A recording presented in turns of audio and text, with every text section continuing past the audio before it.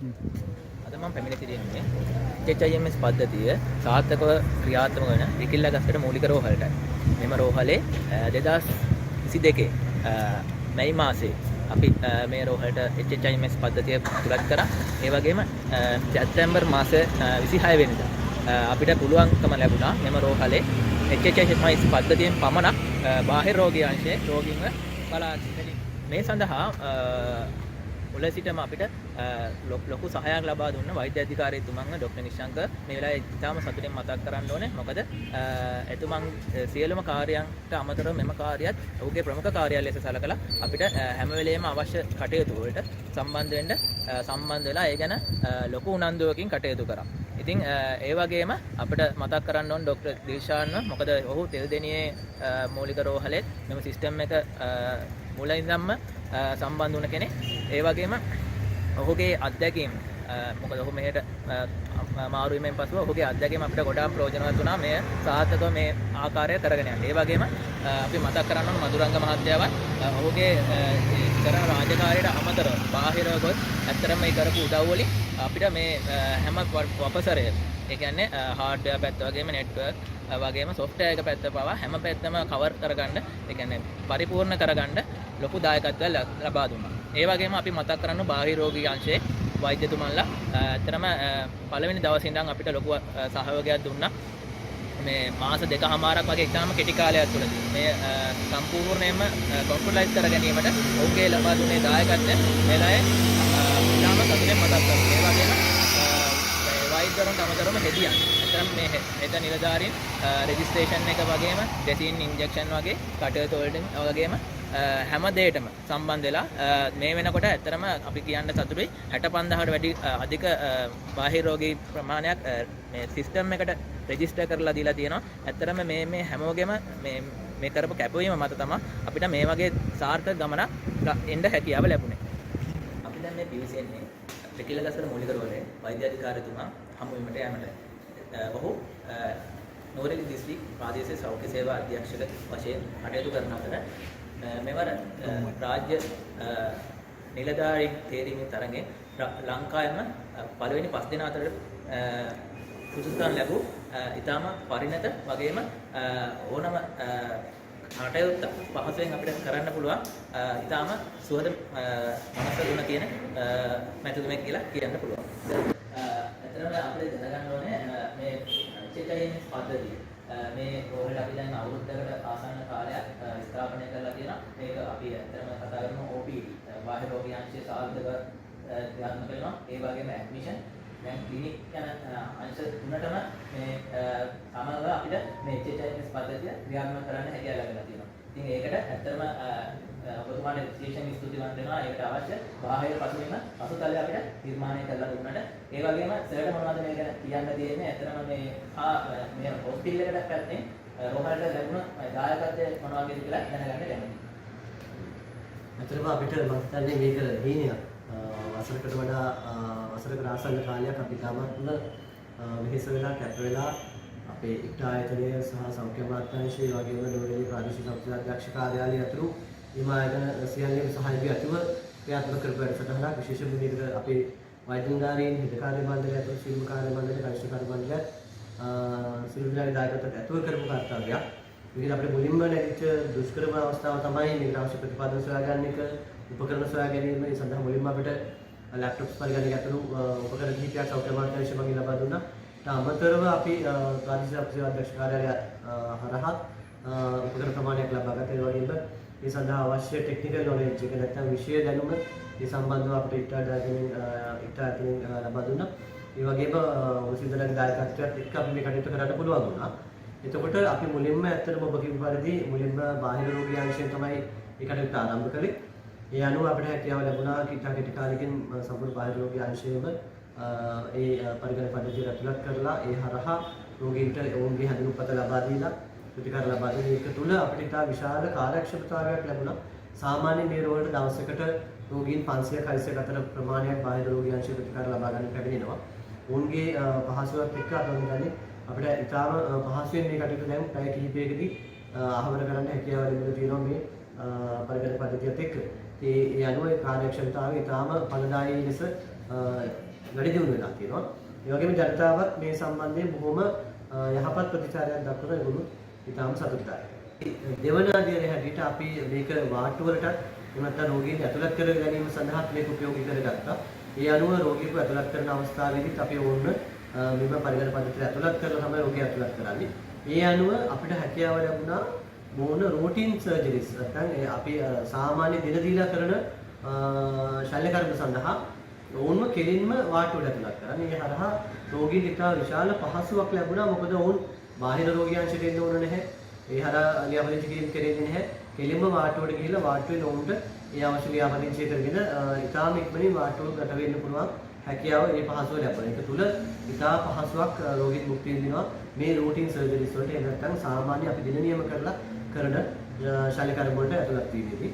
ඒ වගේම අපි ගිය සතියේ ඉඳලා අපි ක්‍රියාත්මක කරා අපේ සායන වලට පැමිණෙන රෝගීන්වත් අපි මේ පරිගණක පද්ධතිය අරහම ප්‍රතිකාර නිකුත් කරන්න රැස්ති කරලා තියෙනවා. ඒ අනුව අපිට දැනට සාමාන්‍යයෙන් දසදහසකට ආසන්න රෝගීන් ප්‍රමාණයක් සායන වල ලියාපදිංචිලා ඉන්නවා. ඉතින් මේ රෝගීන්ගේ පහසුව සපයන්නත් අපිට මේක හැකියාව ලැබිලා තියෙනවා. ඒ වගේම අපි දැනට රිකල කස්ර මූලික රෝහලේ එක්ස්රේ පටල වලට අර මුද්‍රිත එක්ස්රේ ලබා ගන්නේ නැහැ. මේ හරහා අපි ලැප්ටොප් පරිගණක ඔස්සේ උන්ට ඒ අවශ්‍ය එක්ස්රේ එක බලා ගන්න පුළුවන්කම ලැබෙලා තියෙනවා වාට්ටු වල. ඒ අනුව වෛද්‍යවරුන්ටත් රෝගීන්ටත් ඉතාම සුවිශේෂ පහසුකමක් වෙලා තියෙනවා. ඒ වගේම ඉතා විශාල මුදල් ප්‍රමාණයක් අපිට ඉතුරු කරගන්න පුළුවන් වෙලා තියෙනවා. මේ printing materials වලට වැය වෙන මුදලත් එක්ක. ඉතින් මම හිතන්නේ මේක ඉතාම හොඳින් සාර්ථකව වසරක් වගේ කාලයක් ඇතුළත කෙරෙච්ච ව්‍යාපෘතියක්. ඒ සඳහා බොහෝ දෙනෙක් මහන්සි වුණා. ඔබතුමා ඇතුළු අපේ වෛද්‍ය කාර්ය මණ්ඩලය, හෙද කාර්ය මණ්ඩලය, කනිෂ්ඨ කාර්ය මණ්ඩලය සියලු දෙනාට අතර මගේ ගෞරවනීය ස්තුතිය පුද කරනවා මේ අවස්ථාවේදී මේ වෙනුවෙන් දක්වපු කැපවීමට දායකත්වයට. අපි මේ වෙලාවේ සම්බන්ධ වෙනවා සායන වෛද්‍යවරයෙක් වෙන ඉන්දික පෙරේරා වෛද්‍යතුමන් එක්ක මේ සායන සිස්ටම් එක සම්බන්ධ වෙලා තියෙන විදිහට ඒක කොහොමද මේ මහ ජනතාවට වගේ වෛද්‍යවරුන්ට කොයි වගේ ප්‍රතිලාභයක් ලැබෙන්නේ කියලා කතා කරමු. වෛද්‍යතුමනි අපිට කියන්න මේ සායනයත් එක්ක අපි දැන් ගිය සතියේ නම් මේ සම්බන්ධ වුණා මේ සායනයත් එක්ක මේ රෝගී ලියාපදිංචිය වගේම සායනයට මේ සිස්ටම් එක ඇතුළත් කරලා තියෙනවා. එතකොට මේ සායනයත් එක්ක කොහොමද මේක වෛද්‍යවරුන්ට කොයි වගේ ප්‍රතිලාභයක් ලැබෙන්නේ? ඒ වගේම රෝගීන්ට කොයි වගේ ප්‍රතිලාභයක් ලැබෙන්නේ කියලා. අපි රිකිලගස්කඩ මූලික රෝහලේ සායන වලට සතියකට සාමාන්‍යයෙන් රෝගීන් 1000කට අධික ප්‍රමාණයක් පැමිණෙනවා. එතකොට ඒ සියලුම රෝගීන්ට මෙච්චර කාලයකට අපේ තිබුණේ පොත්වල ලියලා සටහන් කරලා කාඩ් ඉෂුව කරලා එතකොට බෙහෙත් කාඩ් එකක් මෙතනින් තෝරලා ලබා දෙන රෝගියා එන අවස්ථාවේ අංකයක් දීලා ඊට පස්සේ ඒකේ බෙහෙත් ටික ලියපුවාම ඒක පල්ලෙහාට ගිහිල්ලා පල්ලෙහා ඩිස්පෙන්සරියට කාඩ් එක දීලා බෙහෙත් අරගෙන යන සාමාන්‍ය ලංකා නික්‍රෝහල තියෙන වගේ පද්ධතියක් තමයි තිබුණේ. දැන් අපි අතනම අලුත් වැඩක් කරේ ගිය සතියේ ඉඳන් මේ සිස්ටම් එක ගෙනල්ලා දාලා ඒකෙන් පස්සේ රෝගියාගේ රෝහල් හැඳුනුම්පත පමණයි අවශ්‍ය වෙන්නේ. ඇත්තටම රෝගියා පොත ගෙනාවේ නැති වුණත් පරණ වාර්තා මොන හරි ගෙනාවේ නැති වුණත් ඒ පිළිබඳ පරණ ක්ලිනික් ආපු දේවල් කෙරිච්ච දේවල් පමණක් නෙමෙයි රෝහලේ කලින් නතර වෙලා හිටපු අවස්ථා පිළිබඳ ඒ සියලුම විස්තර මේක ඇතුළත් වෙනවා. එතකොට අපිට ප්‍රතිකර්මයක් කිරීමේදී රෝගියගෙන් පරණ විස්තර හා පරණ රිපෝට් හොයන්න ඉන්න අවශ්‍යතාවයක් නැහැ. සියල්ලම මෙතනින් බලා ගන්න හැකියාව තියෙනවා. ඊට අමතරව බෙහෙත් කාඩ් වල අපි බෙහෙත් ලියනකොට සමහර වෙලාවට අපි ලියපු බෙහෙත් රෝහලේ මේ අවස්ථාවල නැහැ කියලා විවිධ ප්‍රශ්න මතුවෙනවා. සමහරවිට ලියලා පල්ලෙහාට ගියාම ෆාමසි පොලිමේ පැය ගාණක් ඉඳලා රෝගියා ආපහු පැමිණෙනවා බෙහෙත් වල මොනවා හරි වෙනසක් කරගන්න කියලා. දැන් ඒ වගේ කිසිම දෙයක් අවශ්‍ය වෙන්නේ නැහැ. මොකද පරිගණක පද්ධතියෙම මෙතනින් අපි බෙහෙත් ටික තෝරලා යවුවාම පල්ලෙහා ෆාමසියට ගිහින් රෝගියා රෝහල් හැඳුනුම්පත පෙන්නලා බෙහෙත් ටික අරගෙන යනවා. එතකොට බෙහෙත් ලියවිදී සිදුවෙන අපහසුතා ක්‍රමිකතා සියල්ලම අවම වෙලා තියෙනවා. ඒ වගේම උදේට අපි දකින දෙයක් තමයි ක්ලිනික් පෝලිං වල ඇවිල්ලා ලෙඩු කාඩ් තෝරන්න එහෙම සෑහෙන වෙලාවක් ගත කරනවා. ඒ සියල්ලම දැන් අවශ්‍ය නැහැ අපිට. මෙතනින් අපි සිස්ටම් එකෙන් දෙන හින්දා කාඩ් තෝරන්න කාඩ් එකතු කරන්න ඒ වැය වෙන කාලය සහ මේ මහන්සිය සම්පූර්ණයෙන්ම නැති වෙලා තියෙනවා. ඒ වගේම මේ සිස්ටම් එකෙන් අපිට ඉතාම කාර්යක්ෂමව සහ අඩු වේලාවකින් රෝගීන්ට වැඩි සත්කාරයක් සපයන්න හම්බ වෙලා තියෙනවා කියලා මට කියන්න පුළුවන්.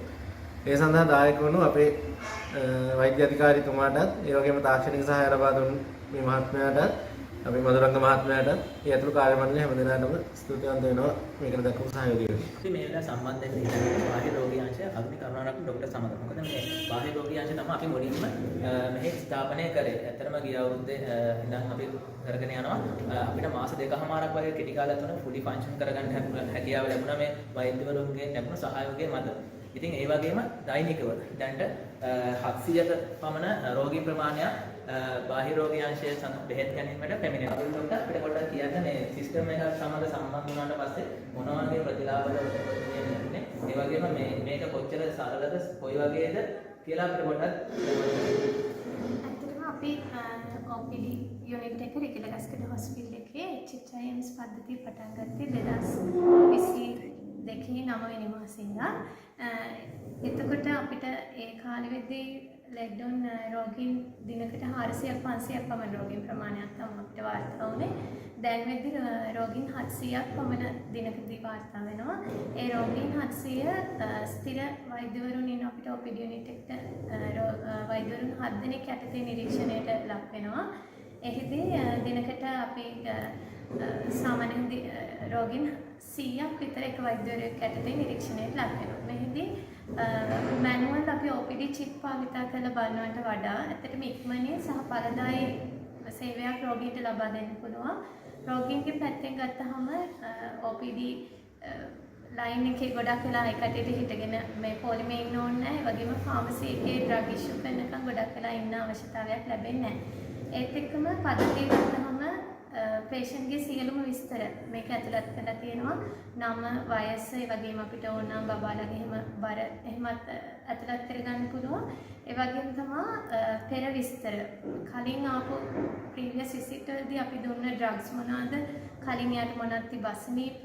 ඒ වගේම ක්ලිනික් එකකට සහභාගී වෙන පේෂන්ට් කෙනෙක් නම් ක්ලිනික් එකේදී යාට මොනවටද ට්‍රීට් කරන්නේ? මොන බෙහෙත් ලයිස්තුවක්ද ඔහුට ක්ලිනික් එකේදී ලබා දෙන්නේ? ඒ වගේම කලින් එයාගේ ඉන්වෙස්ටිගේෂන් රිපෝට්ස් මොනවද කියලා ඒ ඔක්කොම මෙහි අපිට ඇතුළත් කරලා තියලා ඊළඟ පාර විසිට් එකේදී නෙක්ස්ට් විසිට් එකේදී බලා ගන්න පුළුවන් නිසා ඒකෙන් හොඳ සේවයක් රෝගියා වෙනුවෙන් ලබා දෙන්න හැකියාවක් තියෙනවා.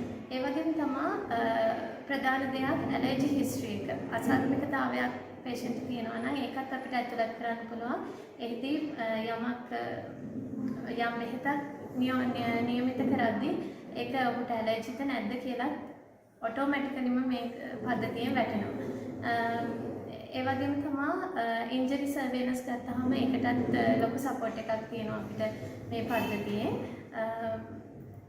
ඇත්තටම OPD චිප් එකක් භාවිතා කරලා ගොඩාක් වෙලාවට අමාරුයි. අපිට කලින් විස්තර පේෂන්ට් දන්නේ නැහැ.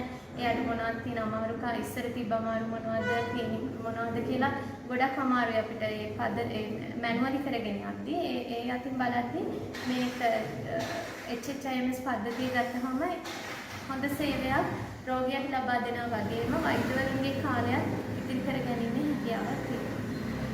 අපි දැන් මේ පිවිසලා ඉන්නේ නිකිලගස්කඩ මූලික රෝහලේ ක්ලිනික් ෆාමසි විතරයි. අපි මෙහි ඉන්නවා ප්‍රධාන ඖෂධ වේදිකතුමා නලින් මහතා. අපි නලින් මහතාගෙන් අහලා බලමු මේ කොහොමද මේ OPD වගේම ක්ලිනික් වගේම ඇඩ්මිෂන් මේ තුනටම මේ සිස්ටම් එක අපි යොදවලා තියෙනවා. ෆාමසිය බාර නිලධාරි වශයෙන් මේ හා ලැබුණු සහයෝගය ඒ වගේම මේකින් ලැබුණ ප්‍රතිලාභ නලින් මහතා අපිට පොඩ්ඩක් ප්‍රකාශ කරන්න මේ සිස්ටම් එකක් සමග මේ අවුරුද්දක වගේ කාලයක් තිස්සේ දැන් එක දිගට ඇත්තටම අපි ලොකු සහයෝගයක් ලබා දුන්නා.